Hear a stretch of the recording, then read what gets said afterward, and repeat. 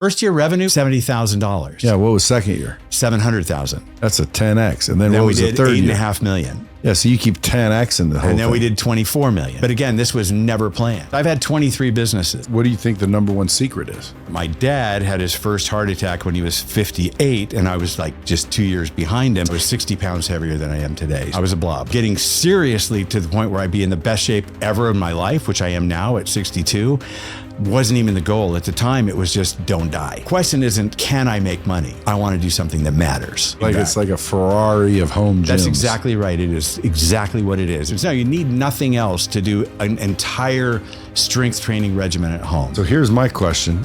What's this new machine you've got? What it is, Brad Lee back again with another episode of Dropping Bombs today in the studio, folks. I got a real treat for you, especially if you like entrepreneurship and especially if you like to get in shape. My man, Don Mastrangelo is in the house. What's up? Hey, man. Great to be here. If you guys don't know who he is, he's been behind the scenes building multiple companies, had some exits, and now he's the founder and CEO of Jacked Up Fitness, which, by the way, I just got one in my house, which is bad to the bone. So these machines are basically high quality, commercial grade home fitness. But the story of how you got there is kind of crazy. Oh, yeah. So a lot of people listen to the show. They're entrepreneurs. Some of them want to be in shape. So I think you might have a little influx of people wanting a jacked up piece of machinery. And folks, if you guys go to Jacked Up Fitness, is that where it is? Jacked Up. You can go to getjackedup.com, getjackedup.com. Yeah, and you guys can see all of his line of equipment. Yeah. But so it's, apparently it's just like really high quality commercial grade home gyms where a lot of those are like, half-assed. Yeah. So what was the story? Well, the story was back before the pandemic. So I'm 62 now. When I was 56, I kind of started my fitness journey. Like, okay, I've been an entrepreneur since I was 17 years old, and I've been in shape and out of shape that whole time. Kind of pretty typical for entrepreneurs, right? But at this particular stage of my life, I just exited from a software company, software as a service business that I built. Looked in the mirror and said, holy crap, this isn't going to work. I was 60 pounds heavier than I am today. So I'm 167 today. So you do the math, you can see it was kind of scary. And I kind of looked in the mirror and said, not going to work. Kind of remembering that my dad had his first heart attack when he was 58, and I was like just 2 years behind him, probably in worse shape than my dad was.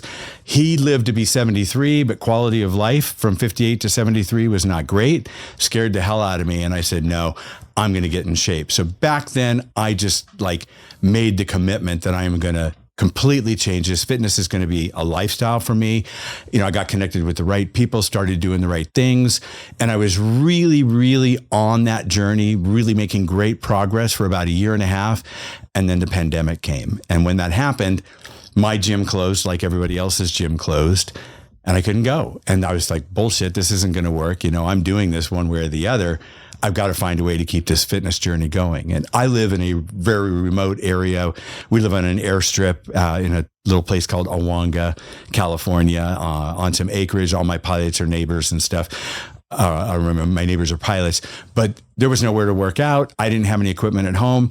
And then within weeks, you go on Facebook Marketplace or Craigslist or whatever, offer up, and you either couldn't find anything to bring home to work out on, or it was garbage, or, it was highway robbery. So being a guy who, has dealt with a lot of different type of businesses and done some importing and so on, I went out and sourced sort of a generic version, nothing near as sexy as what we have today, overseas from some people that I was partnering with over there for other products, a footwear product we were doing at the time, and got myself one gym. And that was it. This was never going to be a business. It's become an amazing and big business, but it wasn't ever going to be a business. And that's kind of a typical story for me.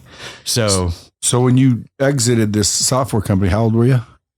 56. And was it a big exit? Millions. So you were set. Yeah. Well, I was set, but maybe not quite set to where I said I'm good for the rest of my life. I couldn't quite say that, but yeah, I was in really good shape financially, just not physically. Yeah, but physically, you were 60 pounds overweight. Yes. Were you have more muscle mass, or were No, you I was just a straight blob. up fat? I was a blob.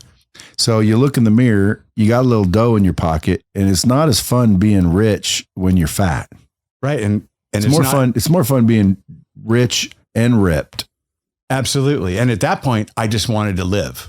Yeah, I mean, it wasn't even about being ripped. Yeah, that the came lifestyle. later, right? It's like, getting seriously to the point where I'd be in the best shape ever in my life, which I am now at 62, wasn't even the goal. At the time, it was just don't die. But aren't you pissed that you waited till 62? Yeah, I'm really pissed. I mean, I've been in really good shape. Like, we moved to Hawaii in 2008, the last time the world fell apart. And my wife and I both got in really good physical shape before we went. We started, another whole journey there that turned into that software as a service business when we moved over there. But it kind of just faded. So it was up until then, it was get fit, let it go, get fit, let it go. It wasn't until I was 56 that I actually made a lifestyle change and a decision to live the rest of my life as a fit person.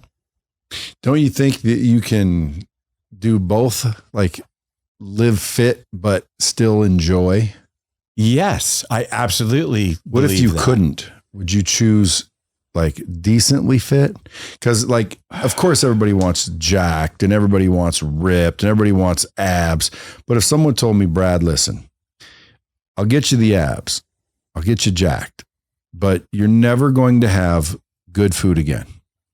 You will never enjoy your meals ever again. You're going to be eating your bullshit, steamed chicken, the crap that has no flavor, and that's it. But you will be jacked for the rest of your life.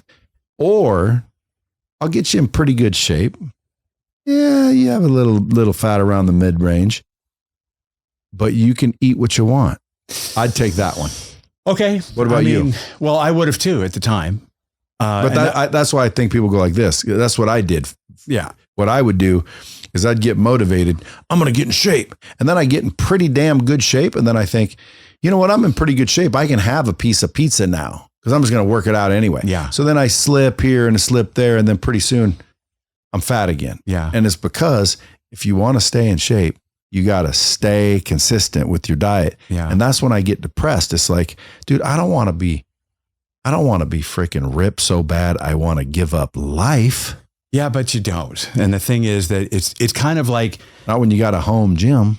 Well, not when you got a home gym. But the thing is that, if you're going to go on that journey, if you're going to, the old pump the well, right? You pump and pump and pump until the water comes out. But if you quit before the water comes out, you just wasted all your time. Yeah. What people don't realize is the more fit you get, the more motivated you are and the less you worry about the food. Like the slice of pizza, I don't even think about that anymore.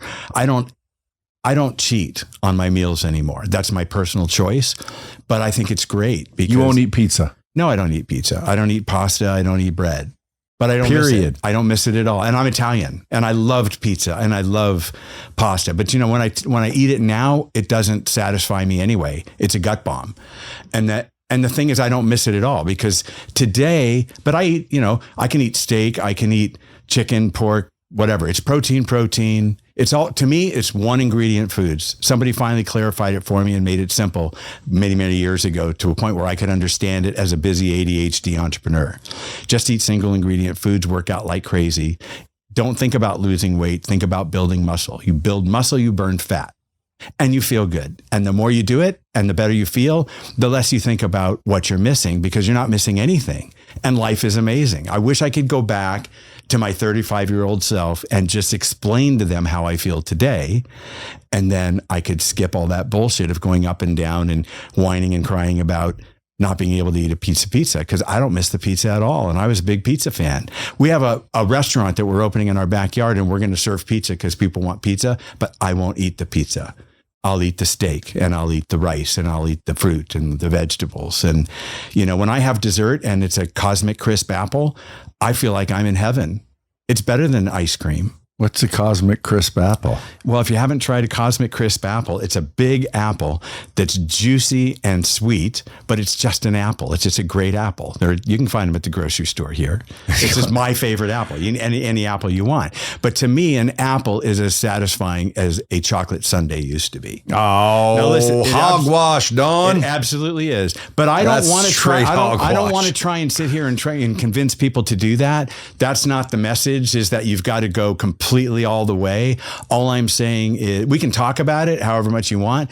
That's my personal choice. But I can tell you, I've never been happier than I am today with my fitness, and the diet is just a part of it. I don't miss it at all. And it's absolutely addicting to be healthy. So what if, you can, it's just a question. Don't you think you can be healthy and have some apple pie?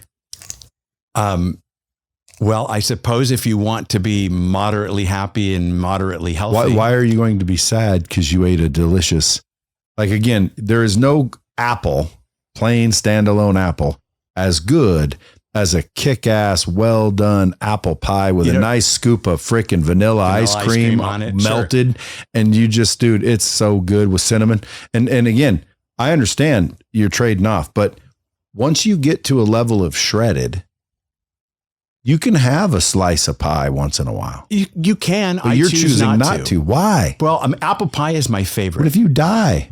Well, if I die, I'll die too. Well, if I die, I'm going to die a lot later than I would have. For one, I'm going to live a lot longer. Not if it's tomorrow on the way home. Well, it could happen, but I won't be sad that I missed the pie. I don't miss the pie.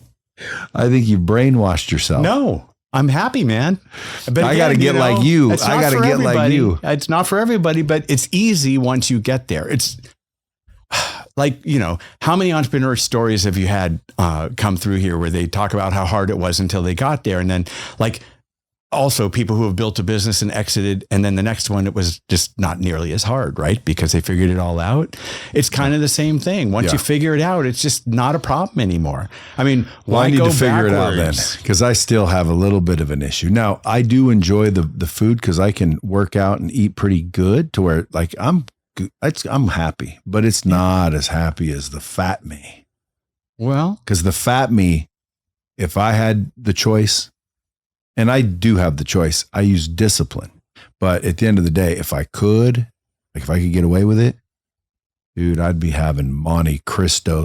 You know what Monte Cristos are? I love a Monte Cristo. You give me a Monte Cristo in the morning instead of freaking egg whites. Dude, that's way better. Egg whites, eat the yolk. Just eat the egg. Eat 3 eggs. Eat 5 eggs. Yeah, but throw a little cheese up in that bitch. You don't need the cheese. Forget the cheese. Little ham.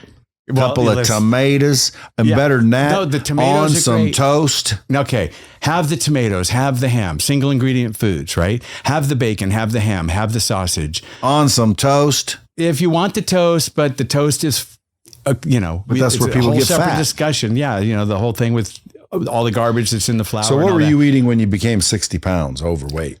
Everything you're talking about. Burgers. Yeah, burgers every night, pizza, pasta. You can't eat a plate of spaghetti that doesn't have 2,000 calories in it. Doesn't exist. So you got overweight and then you sold your company. You looked in the mirror. Was your wife out of shape too? No, my wife's always been in she has some arms on her. Yeah, well, she's joined me in this journey too, and she's naturally strong. She was a swimmer. You saw her. She and I are in this journey together, and she doesn't love it as much as I do, the working out part. And she probably would be on your side of the table when it comes to the apple pie and all that stuff. But she does what she has to do because we both want to grow old, very healthy together. Do you like the feeling of hunger? No, and I don't feel hungry. See, I eat a lot of food all the time. I'm eating protein all day long. I'll eat beef jerky. I'll eat hard-boiled eggs. I'll eat, turkey, slices of turkey, and fruit and apples and, vegetables. And I eat as much as I want to eat. I just don't eat garbage. That sounds wise. So you stopped eating garbage, but and then ultimately you were screwed because the COVID hit and shut down the gym. So you said, screw it. I'm going to just source a gym for my house. Yeah, because I was doing something else. I was doing a specialized footwear business called Jacked Up Footwear, and I had a co-working cafe franchising program that I was working on. I always got multiple things going on, and but I wasn't going to give up on the fitness. That was it. I had to do that, but it wasn't going to be a business. It was just going to be me getting a gym in my home so I could work out, and then everybody around me wanted one. But when you got it, you said it was generic. Well, then how'd you make it truly jacked up? Because that was just ordering one. Yeah. So, I mean, I know what I know. I know what I don't know. So I'm not expert in everything. I'm, pretty smart and I can do research and so on. But I got some physical, personal trainers together, physical therapists, so on and so forth. And I said, come and look at this and let's work together and come up with the ultimate home gym system for strength training. We're talking about strength training. We do cardio too. We sell cardio equipment and so on and so forth. It's very important. But, our mission is to empower the fitness journey at home. So since my whole goal was to build muscle, not worrying about losing fat or losing weight, but because you're building muscle, you're automatically losing fat. It's all about the strength training for bone density, for endurance, for grip strength, for longevity, for balance, for all of the reasons that you need to do it. So let's build the ultimate home strength training system. And so we ended up with this, and also I like nice things, right? So it had to be awesome. It had to look awesome. And, the first iteration, it didn't look awesome. What you have in your house looks amazing. We actually have customers who will write reviews and say, this thing is so awesome. It's so far beyond my expectations. Sometimes I go out in the garage just to look at it.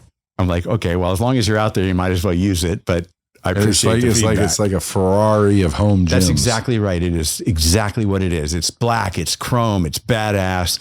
It's beefy. It's spectacular.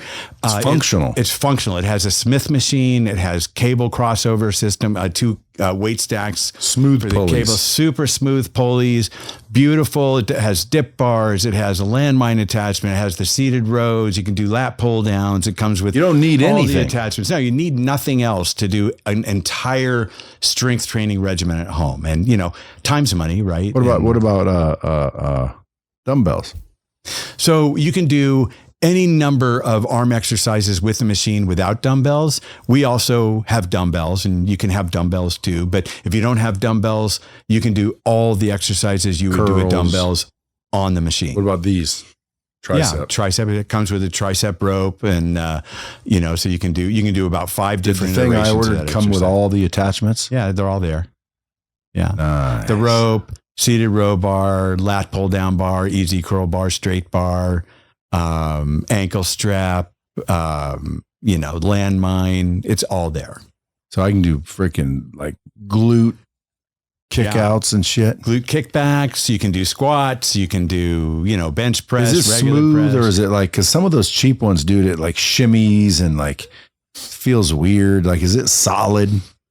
It's funny. I was hoping that it would be built before we got here, but since my airplane broke on me and I had to drive out with my crew instead, it's being built right now, for those that are listening while we're here. My crew is there building his machine.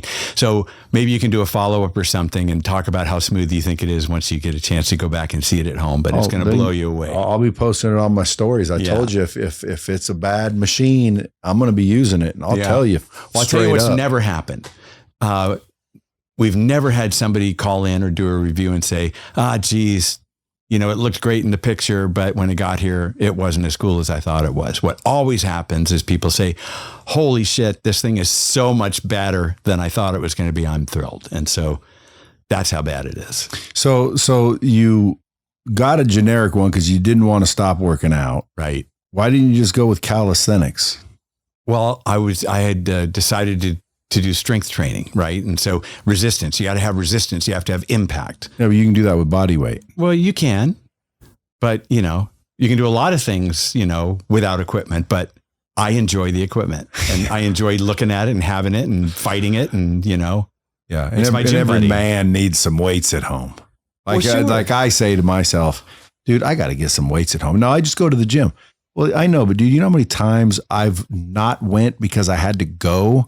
And I, basically come up with excuses why I don't go. Yeah. But if it's at home, dude, there's a little bit of extra there. Yeah. Because it's at home. And I think if you have if you're on the fence and you know you should, but you just can't get to the gym and you just can't, you're blaming it on the time and the schedule and you're a busy entrepreneur.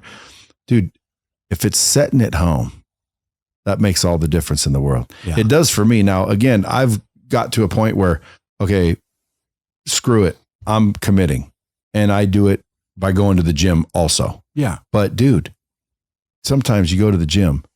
Number one, there's people on this machine. Yeah. Now you got to do something else. You got to drive there. For me, it's about 12-minute drive and 12-minute back. That's 24 minutes, bro. Yeah. Well, there's all these people that work from home, right? And which is kind of new since the pandemic. That was a huge wave, huge change in our culture and in the way we are. A lot of people used to go to the gym on the way to work or back. Now they don't go to work or back, so they don't go to the gym. That's one of the reasons we grew so fast was people just wanted to be able to work out at home. They do everything else at home, so why not work out at home? Personally, I like to go to the gym. I like to be there with other people. When I travel, I go to the hotel gym or I go find, whatever's available. And when I travel internationally, I really enjoy going to the gyms. But why? I don't know. It's just cool to be out there and, You're like one of them gym rats now. Well, no, I'm not a gym rat. I've never been a gym rat. Now I work out every single day. No day off. No days off because I just don't want to give myself the break. I don't have to work out every day. Nobody has to work out every day. But if I decide to work out every day, then it's not confusing if it's Monday, Wednesday, or Friday. My wife, she works out Monday, Wednesday, and Friday. She's very disciplined. But that's good enough for her, and that's what she does. For me, it's every day because if I give myself a break, then it could be 2 days, and then it could be 3 days, and so I just don't do that. For consistency, I just work out every day. However, there are people who just really don't have the discipline to work out from home, and they need to have the gym environment. Most of our customers, they're either tired of the gym environment or, it just doesn't work for their lifestyle, and it's much better for them to work out at home. So, interesting comment. We see some comments on Instagram, Facebook, whatever, on our ads. We'll run ads on there. And people are like, why would I do this when the gym is only $30 a month? I'd have to pay $30 a month forever. It's not worth it. They're just looking at it as a monetary equation. It's obviously not what it's about, right? To have the gym at home. And then some of them will say, I like to go there and look at the girls and talk to the girls and so on and so forth. And the next comment's going to be, and that's why I want the gym at my home. Why? Because they don't want to be hanging out with that guy at the gym. Exactly. So, there's a lot of different types of customers, but in general, the people who are buying our badass, amazing home gyms want to work out at home. Maybe there's more than one, it's a family or a couple or whatever. Well, to look cool, you need a home gym. Yeah. Number two, I'm telling you, even with discipline, it's better just a little bit in some cases, but it's better to have it at your house. Yeah. Now, again, I got the dumbbell here and the dumbbell there and the what do you call it? The frickin' Kegels, or what are they called? The fucking kettlebells. Yeah. It's not the same, dude. Yeah. When you look in your room and you got that big old stack sitting there and you can just sit down and pop off even one set of frickin' bench press, one set of curls, especially with that new program I'm on. Yeah. I'm telling you, dude, I'm going to get jacked up. You are going to get jacked up. I'm sure. You already look great. And I think you're just going to find it's going to change everything. And, the more you do it, the more you're going to want to do it. And for me, I'll tell my wife, hey, I'm going to go do my working out. And she's like, okay. And she smiles, and I'll go out in the garage, and I've got it all painted up like our office. I've got jacked up logos all over the place and everything. But I've got a jacked up sit-stand desk, has our logos on it. It looks like our machine. I'll show you. You might get a kick out of it, with my computer in there, and I work and do my workout at the same time. I'll be out there for hours, but I'm in my element. I'm doing emails. I'm researching. I'm listening to music. I'm working out. And it's fantastic. Well, you were always an entrepreneur. You said you started at 17. Yeah. So what were you doing at 17? So 17 is when I dropped out of high school. So I just didn't have the patience for it. And about halfway through my senior year, I realized, I went and saw the counselor and realized I wasn't going to graduate that year, and that was going to be it. And I said, screw it. I'm just, at that point I was already managing a little Italian restaurant, and had actually moved into my own apartment. So I was kind of down the road early, just out doing my own thing. And so I just decided, I actually did 1 semester of college, and it just wasn't happening. I just wanted to go to work and make some money. So I was already making money, managing the restaurant. And then my mom, she was an electrologist, which maybe you don't know what that is, but it's like a hair permanent hair removal process. She'd done that for like 30 years, and it was a great profession. My parents were divorced, so we live with my mom, my brother, and I. Where was this? Tucson, Arizona. Grew up in Tucson, another hot place like Las Vegas. Feels like coming home today at 107 degrees. But that's a great treatment. It was a great profession for her, but it was a painful process for her customers. And she always tell me, hey, if you could ever think of a way to make this less painful, we'd all get rich, right? And so we didn't get rich, but my very first business was like a real business other than doing, yard work or painting addresses on people's curbs and paper route and all the stuff that, entrepreneurial kids do. And I did all that stuff too. But my first actual business was creating a product. I invented a product that actually reduces the pain in the electrolysis treatment, and started selling it to all the people that did what my mom did. What was it? Novocaine? No, it was a very highly concentrated stream of cold air that blew right where the little probe goes into the hair follicle, right? And so I called it, the company was American Electrolysis Laboratories. That was the name of my first company. It was basically just me. And I invented and patented this machine and built it. And then I went to electrolysis school and moved to California, and got certified to do it, thinking, okay, well, there'd be other stuff that we can make, for this industry. And then kind of got involved in the practice of doing it, sort of a specialized practice, and came up with a whole new pricing strategy for that industry, because it was always like a big up in the air, what's this going to cost? And we just made it simple. So I learned at that point that if you just simplify the buying process for people, they'll buy. I learned way back then, confused customers won't buy, confused salespeople can't sell. So let's just eliminate the confusion. And that was one of my first successes in taking an industry and just, changing completely how the customer interacts with the provider. And we just killed it.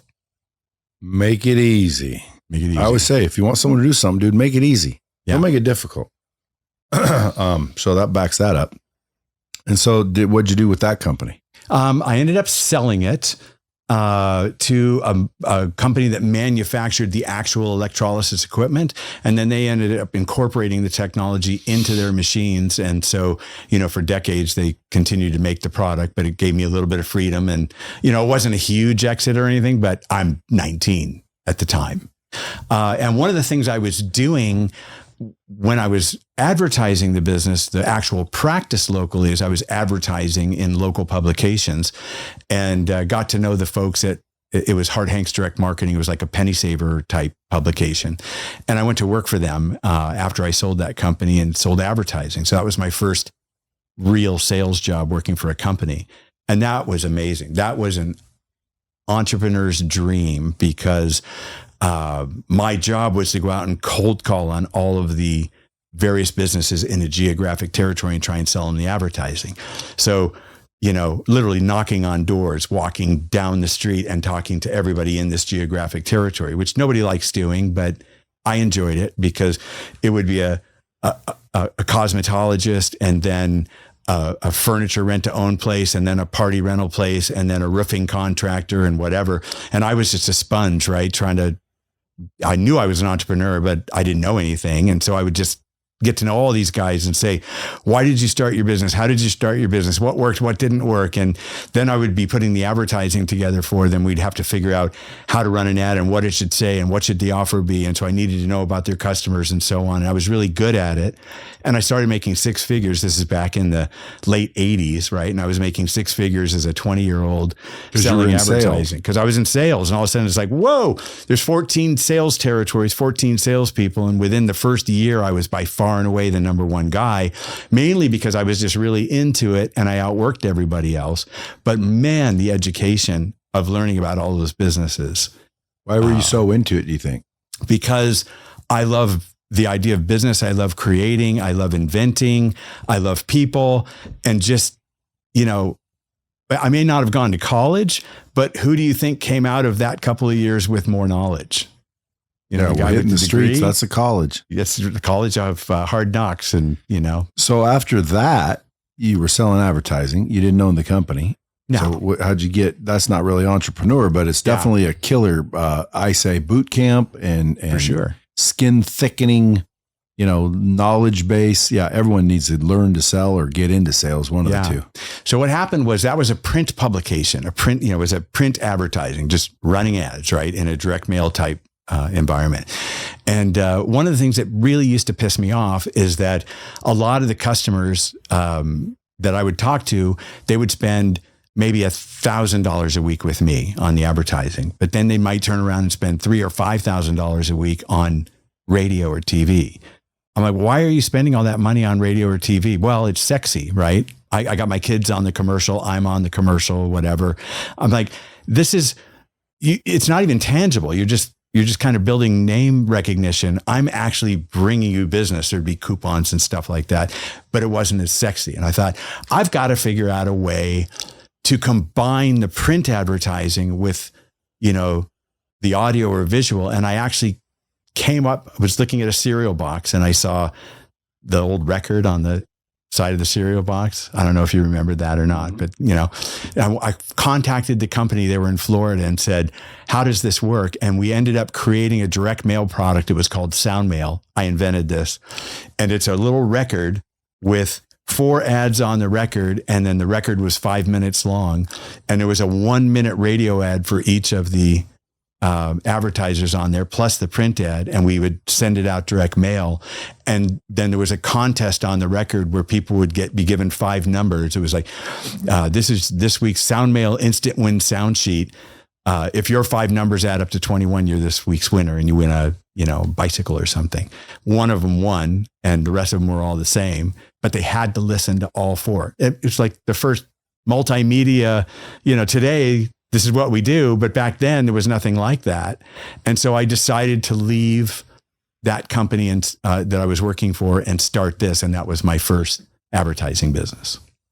And what'd you do with that? I built it up and sold it as well. And it was, again, not a huge win, not a big major exit or anything, but we made money on it. And now I'm like in my mid-20s by the time that happened. And then I went out and did another more traditional direct mail advertising product. And because one of the problems that we had with that record is right about the time that came out, that's when the vinyl albums were going away.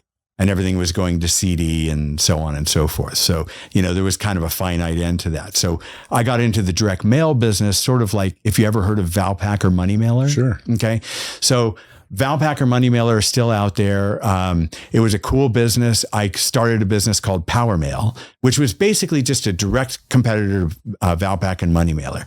They both existed in Tucson, and this was they were both franchise companies. So, they sort of had a friendly competitor relationship going on where they each mailed every other month to half the zones in the city. And I came in there and said, okay, well, I'm just going to mail to all the zones every month, right? Because they're leaving money on the table. So I'm just going to go ahead and do the same product, but I'm going to have more salespeople than they have, calling on more people. And we're going to put out the entire city every month. And we literally creamed them, just absolutely creamed them. The Money Mailer franchise went out of business. It wasn't my intention at all, but that's just what happened. And then we ended up going out and franchising the company. I franchised it, and I sold 5 franchises in Florida, Colorado, a couple in Phoenix, et cetera. Money Mailer came along, made me an offer I couldn't refuse, bought the company to eliminate us as a competitor. And that was a nice win. That was a nice exit for somebody in their mid-20s. So you keep just cracking them out. Well, yeah, I'm an idea guy. I've got ideas coming out of my ears. So how does someone come up with their own idea? What are you looking for to create these ideas? Solutions, yeah? Yeah. I mean, I'm a problem solver, right? So basically, a lot of things I've done are just solving a problem I have and end up, I'm not the only one with that problem, so I'm solving their problem too. But here I'm just looking for, like in that example with the electrolysis business, how do you just make it better for the customer? And so in the direct mail business, the customers were complaining that they didn't have enough opportunities to get their ad out there with the other two competitors. So I just solved the problem. Yeah, you did it in a clever way. In a clever way, sure. Got to be clever. So what's the jacked up fitness, the home fitness machines? How did you just improved the generic one? You're like, dude, this one isn't very good. Like, well, how did you bring that to jacked up? Well, so again, that wasn't even going to be a business, right? I was doing something else at the time. You just keep winning on accident. Well, that's true. I mean, I've got plenty of failures. I've had 23 businesses. We're talking about some of the fun ones, right?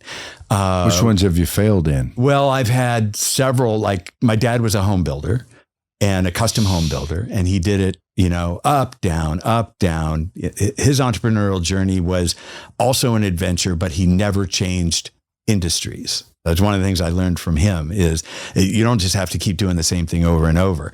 So he begged me not to do it, but I decided I'd do it anyway. And I went out into construction, got my general contractor's license and started building a few spec homes. And then I went out and developed a subdivision and it was a total flop.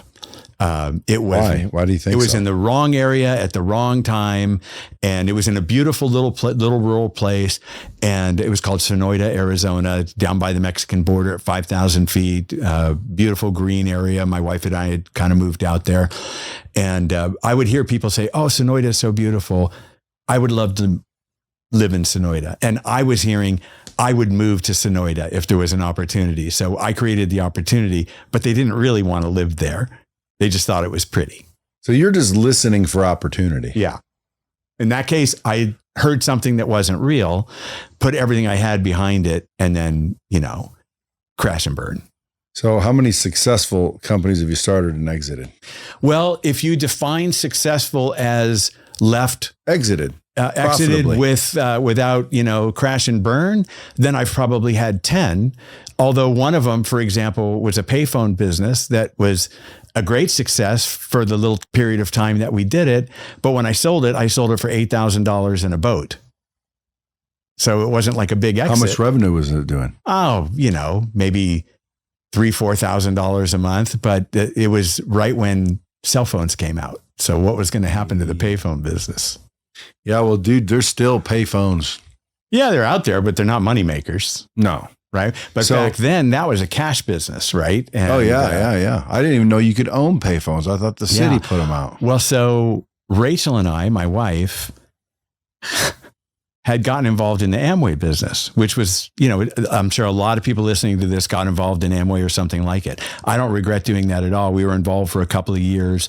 It really got me on the personal development track where, I learned to read and, listen to positive stuff and build myself as a person. And, we met amazing people. We worked our butts off. My excuse for not finishing the job was it wasn't my idea. And as an entrepreneur, it had to be my idea. But I enjoyed the time we did it. One of the last things I did in the Amway business was order a payphone out of the catalog because they had payphones and thought that would be cool. And I placed one payphone. And then I ended up stumbling upon a trailer load at an auction of used payphone equipment, bought it for, I think it was like $500. And it was full of like 35 payphones and all kinds of payphone pedestals and the enclosures and all that. And so we turned that into a business. I placed them at, convenience stores and Burger Kings and strip bars and stuff like that. Then I got a job that required me to travel. And then Rachel had to go and collect all the quarters and so on and so forth with her big dog. And it worked, and then it kind of Have you been married with Rachel the whole time? Rachel and I met when we were 15 years old, roller skating at Skate Country in Tucson, Arizona. Dated whatever, 15-year-olds do for maybe 6 or 8 months or so. And then she's like, okay, go away, which that was it for a while. And neither one of us got married or anything or did anything. And we stumbled upon each other again when we were 26, and we've been together ever since. So it's our first marriage for both of us, and we've been together married for 32 years. What do you think is the key to a long-term successful marriage? Well, so we bumped into each other at 26, and neither one of us had been married yet, right? So I never forgot her. I'm assuming she never forgot me, right? Were you guys having sex at 15? No, we hadn't gotten that far. It was, it was a roller skating romance. Well, then maybe it was the open loop that kept you guys intrigued. Maybe. I mean, I think her mother basically told her to get rid of me is what happened, because I was probably scary back then. Well, not only that, but like back then, how old are you? 62. Yeah, so back then was about, let's say you're not much older than me. That would be fit. You said you were 15, so that's probably back in the 80s. Yeah, back in the 80s. Yeah, so you weren't running around humping, but it wasn't all nice and trim like like in the 60s. It was real. Oh, that was crazy of stuff. Yeah, but for us, it was just a connection. It was a great connection, but just timing. I was maybe a little too intense at the time or whatever, and but we had a great time, and we just never saw each other for 10 years, but. Of course, I dated a lot of people during those 10 years. She did too, but neither one of us ever settled.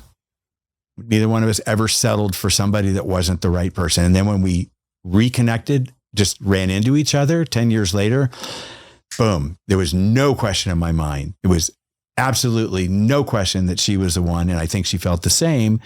And so that was just a decision, kind of like I made the fitness decision later in life. I made the decision with Rachel, and when I make a decision, I make a decision. And so, there was never any question that relationship was going to be amazing. And it's been amazing the entire time. So what do you think the number one secret is? Decision, commitment. It's like, you're going to have good times. You're going to have bad times. Ask Rachel, Well, again, you just hit it. Decision and commitment. Yeah. Most people don't understand. It's really that easy. It's a decision. Once you say, no matter what happens, we're staying together.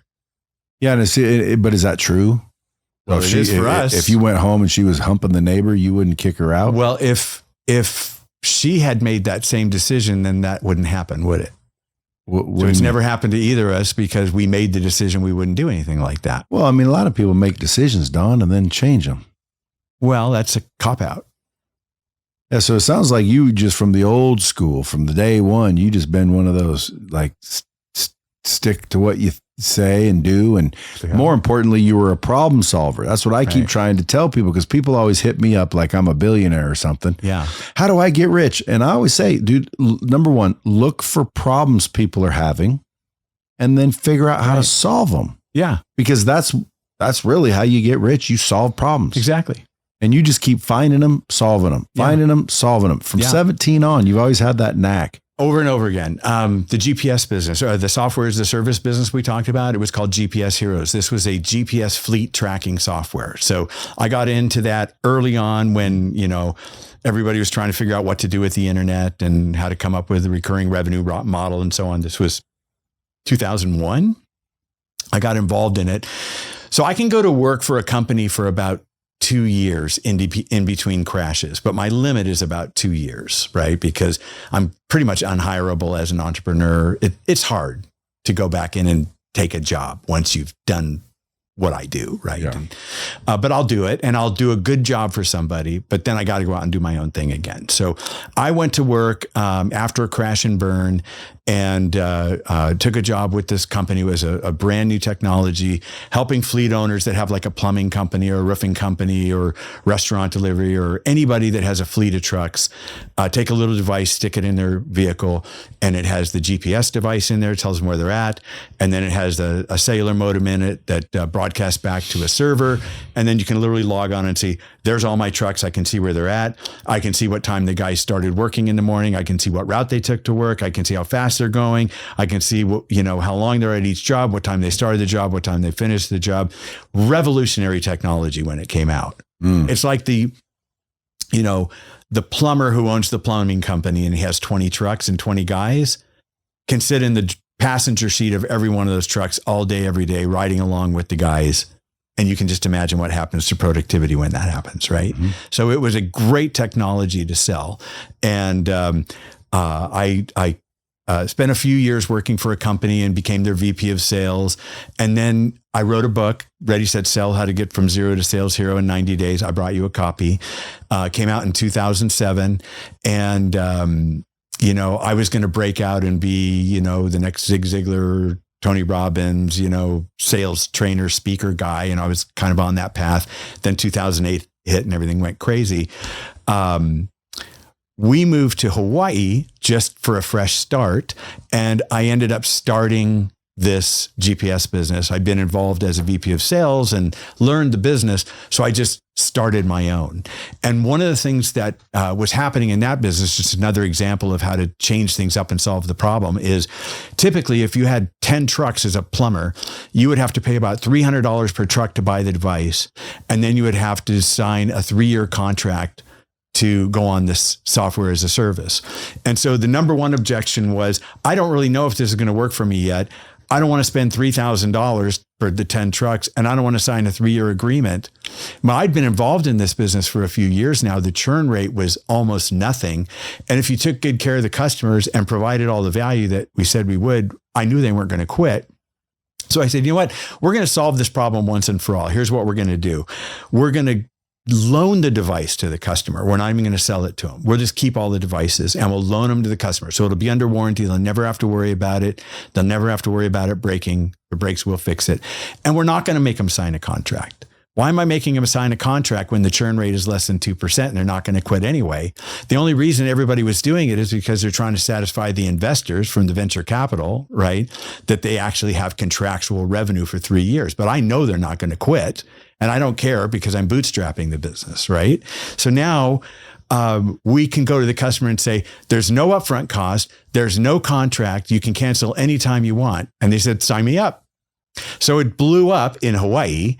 And then since, there's mobile technology in each of these devices, gentleman, Patrick Vasquez, who works with me at Jacked Up Fitness now today, contacted me. He was a rep at the business rep at Verizon Wireless. And he said, hey, Don, why don't we work together? Because I was winning all the deals and they were selling the same technology, but they were losing all the deals to me because they were requiring the contract. And he said, what if we put a Verizon modem in that and we work together? And so the next thing I know, we're selling with Verizon Salesforce. And it goes viral all across the US. And we started selling through the 3,000 Verizon reps across the country are selling my solution just because we changed up the pricing strategy. Solving problems. Obvious problems almost. Yeah, obvious problem that only a strapping entrepreneur could solve because the corporate world just couldn't get their head around doing business that way. Yeah. They all ended up doing it. Dude, and a lot of other ones too. You're a unique entrepreneur. A lot of entrepreneurs, they want to stuff, square pegs in round holes. Right. Why not just figure out how to make that damn peg round? Absolutely. And that's what I fancy myself as. Like, I'm a problem solver. I solved with Lightspeed. I solved a problem for myself and figured out, well, shit, I just solved it for all these people. And every time I realize that's what happened, it's like, wow, well, wait a minute. Let me just start looking for problems. I even bought lookingforproblems.com, lookforproblems.com. I forget. I own a bunch of URLs. I see it as like digital real estate. Yeah. I've got I don't even know how many. I got a good one that I think is huge. It's called Sales and Fitness. Because dude, sales and fitness, that's really all. That's really all. How much do you want for that one? Well, that's really the key to everything. Because I believe if you want to be successful, you got to get in the position to receive commission. That's sales. You've been selling your entire life. That's sales, what you're doing. Sure. So sales and then fitness, even if it's mental fitness, it's fitness, salesandfitness.com. Right. I also bought Dream Perspectives because it's Dream Perspectives. Billionaire Prep Academy, because I saw,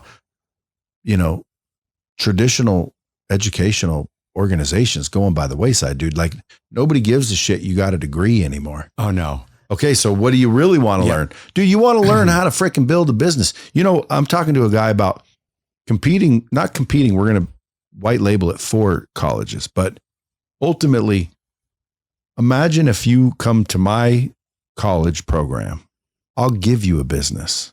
Yeah. So when you graduate my program, I'll give you a business. You're going to be one of my operating partners. I love that. I'll buy the business, but you got to be the operator and you got to come get this degree.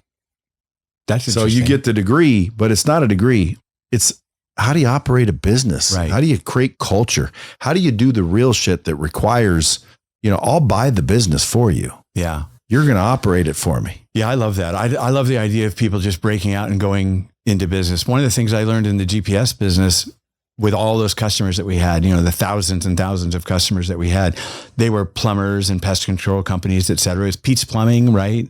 And Paul's Pest Control and, so on and so forth. All of those guys almost all of them started driving a truck for a pest control company or becoming a plumber's apprentice or whatever. And they ended up being business owners. And some of them are incredibly successful with, huge fleets of trucks and employees, but they started just by being a technician. A lot of them, like me, high school dropout that just went to work, but they ended up building a beautiful, successful business out of it.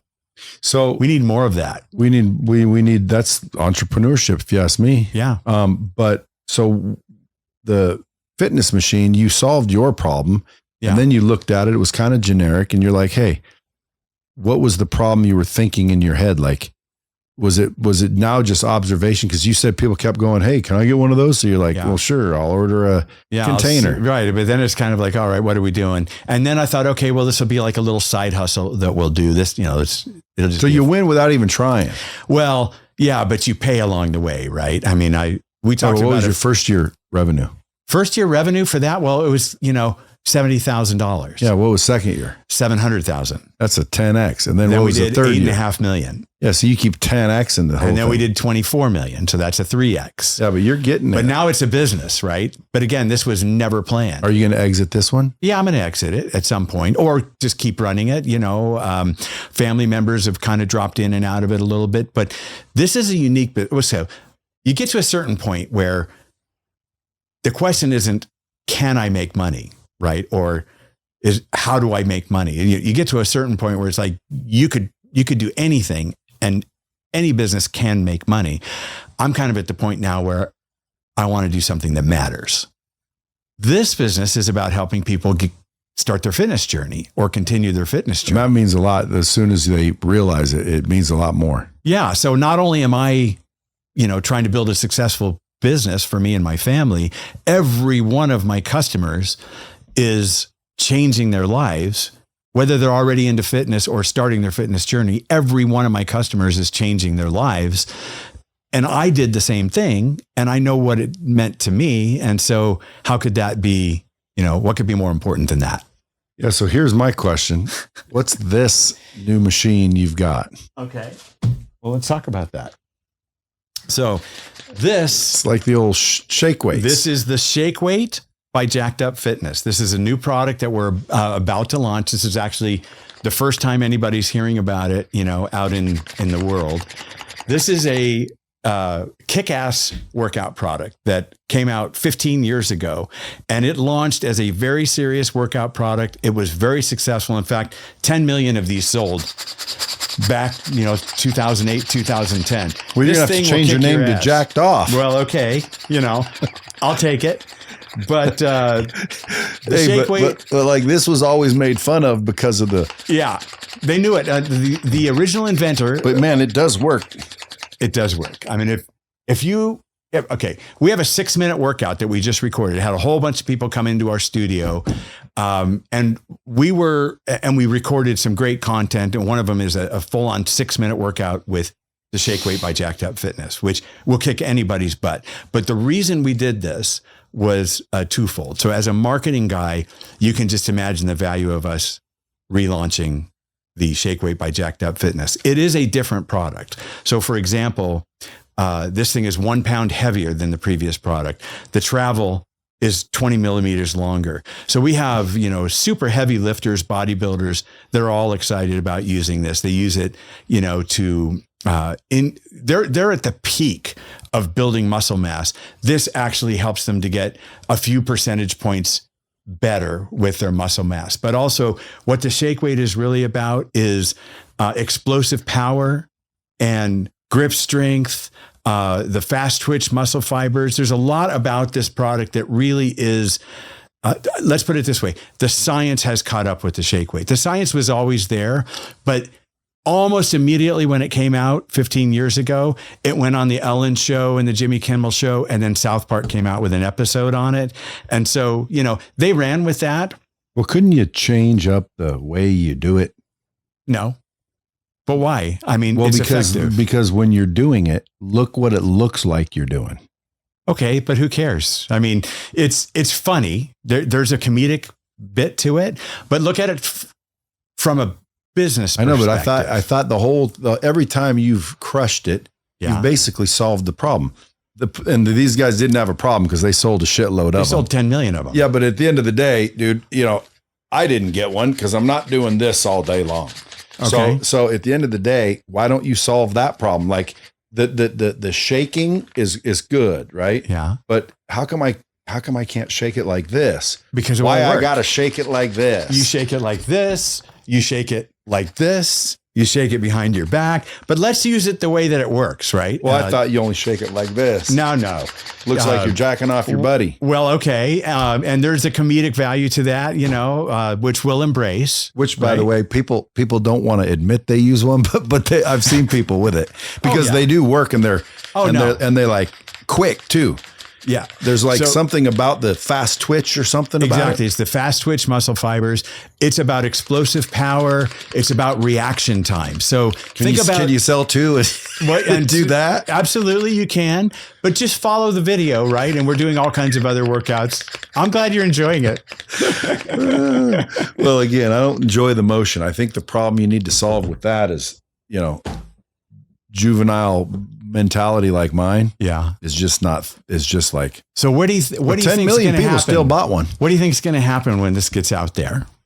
Well, I think people are going to buy them. Yeah, and they're going to have fun with them. And to keep in mind now, let me back up. They bought them last time, even though people were making fun of them last time. They bought them last time, but you know what? A lot of studies were done, and they did not buy it because it was funny. They bought it because they thought it was going to work. Yeah, well, it does. And it does. It's a serious product. But here's the thing. It's a serious product with a funny, motion. Exactly. So why don't we use that in our marketing to get people over to our brand, right? This is not only a kick-ass amazing product, it's also a marketing strategy. So here's the thing. Our mission is to empower the fitness journey at home. It's frustrating to me. Like when my book came out, Ready, Set, Sell, How to Get from Zero to Sales Hero in 90 Days. It's an intense 90-day sales process. It says, for anybody new to sales, do this for 90 days and you're going to ignite your fitness journey. My biggest frustration is that people didn't want to do it because it was too hard. Yeah.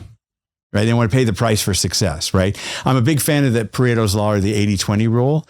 And so, 20% of the salespeople have 80% of the results.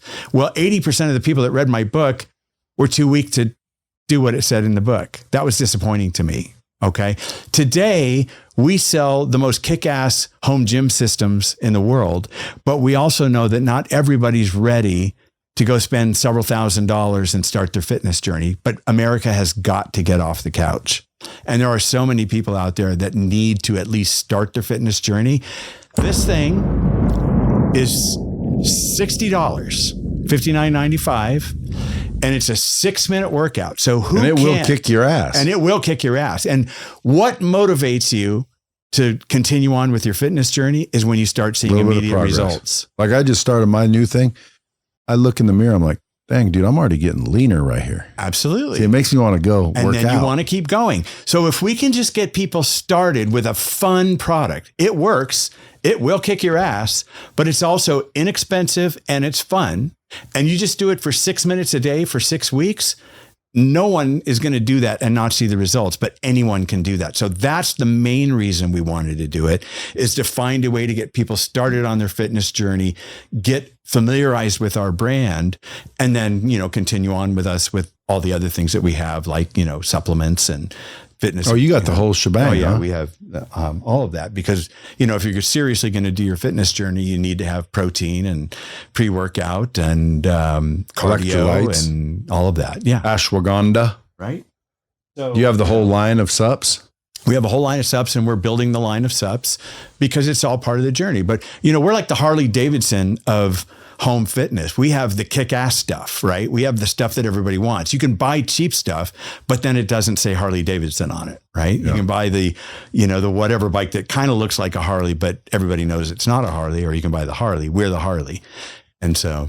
Well, the last question I have for you is, again, I'm really sharing this with the audience so they can understand kind of your mindset if they don't already.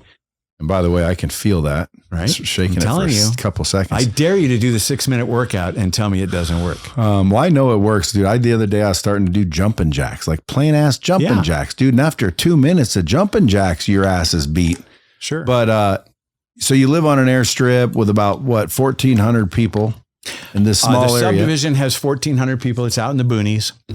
It's there's a lake, there's an equestrian center, and on the runway there are about 20 or 25 homes, and all my neighbors on the runway have airplanes. Yeah, but there's nowhere to eat out there. Nowhere to eat. So you solved the problem. I solved the problem again. So I've lived out there for about 9 years now, and my wife has horses. I have airplanes. Her passion is in the backyard. My passion, which is airplanes, is in the backyard. We love being out there, but we're tired of not being able to have a place to eat, and there's nowhere to kind of socialize with our neighbors. 1,400 people in the neighborhood. They're all complaining that they're hungry. I've been trying to figure out a way to get food in there forever, and the codes won't work, and this won't work, and that won't work. I finally worked it out, and we just decided to do it ourselves. And I actually commissioned the build of a 40-foot long food trailer.